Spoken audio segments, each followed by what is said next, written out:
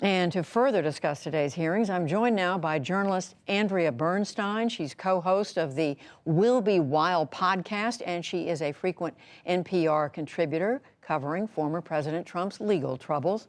And attorney Michael Zeldin, host of the That Said with Michael Zeldin podcast. He served in the Department of Justice during the Reagan and the first Bush administrations. And we welcome both of you to the NewsHour. Andrea Bernstein, I'm going to ask you first, I mean, what comes across, we've heard it again just now from Lisa and from Laura, and what we've seen in the sound and heard in the hearing.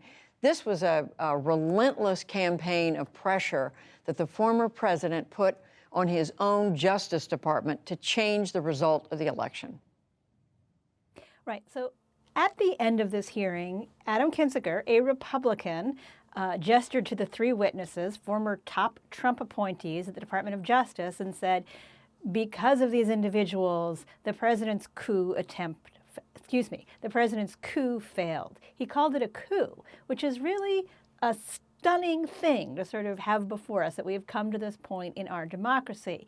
And the hearing today, which focused on this dramatic meeting on January 3rd, where President Trump wants to overthrow these top three men at the Justice Department so he can put in Jeffrey Clark, a lower-level individual who appears to believe in the conspiracy theories and in the false allegations of voter fraud, to send letters to state legislatures across the country telling them not to send the valid electors to Washington. So this meeting is happening. Clark is almost appointed. There's 2 hours of what was described as heated discussion. And then finally, President Trump gets in because he doesn't think he can get it done.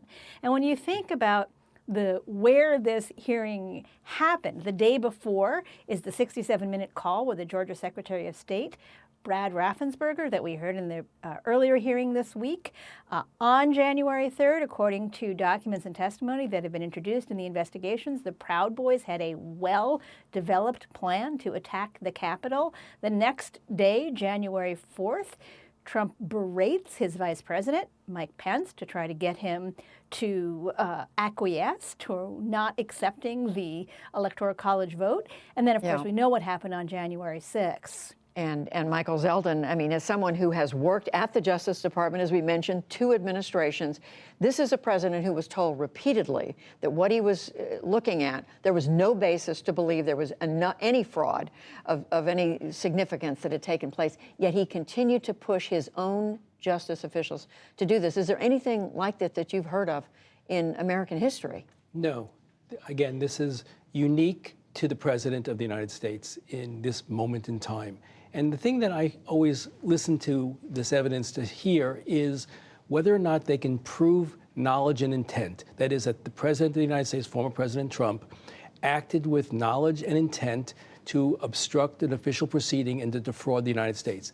The evidence presented today was pretty compelling of that. There was a conversation that Rosen recounts where he says, the president says to Rosen, you aren't going to do anything about this, sending the fraud letter, this fraudulent fraud letter. And Rosen says to him, that's correct, because constitutionally it's required not to do anything. That is, if we do what you ask us to do, we are violating the law. And yet the president insisted and was going to install Clark, whose house yesterday was raided by the FBI. That's right.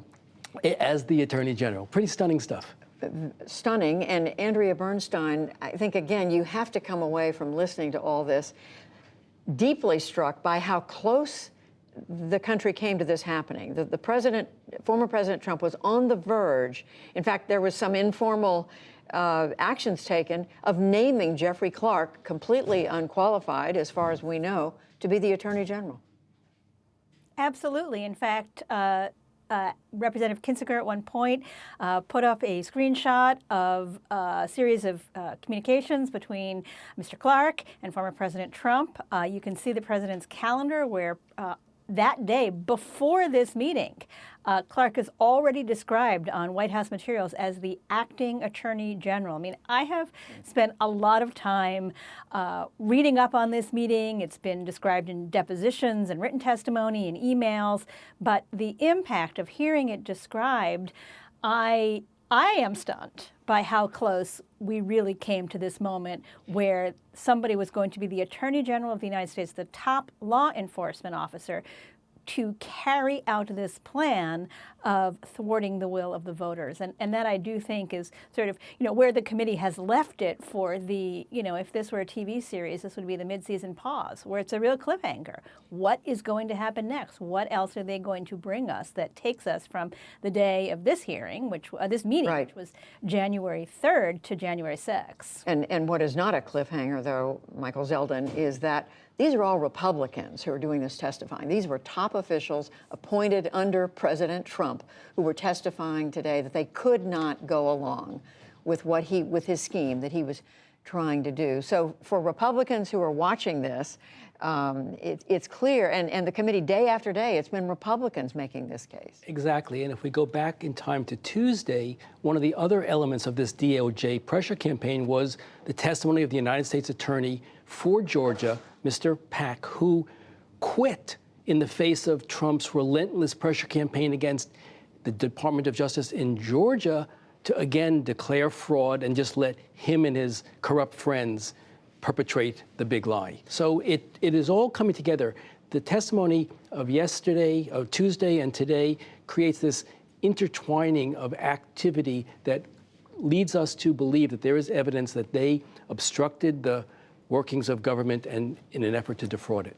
And again, so much of the material, the information coming forward, these are members of the former president's own political party. They were supporters of the former president. Exactly. And in law, they say you make an argument to take the wind out of the sails of your opponent. Well, here, the people who are making that wind out of the sails argument are all people who've said they worked for Trump, they voted for Trump, they hoped he would be reelected.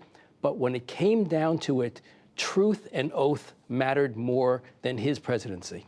And that's an important lesson. It's a profile in integrity.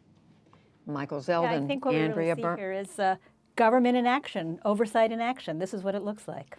This is what it looks like. Andrea Bernstein and Michael Zeldin, we thank you both.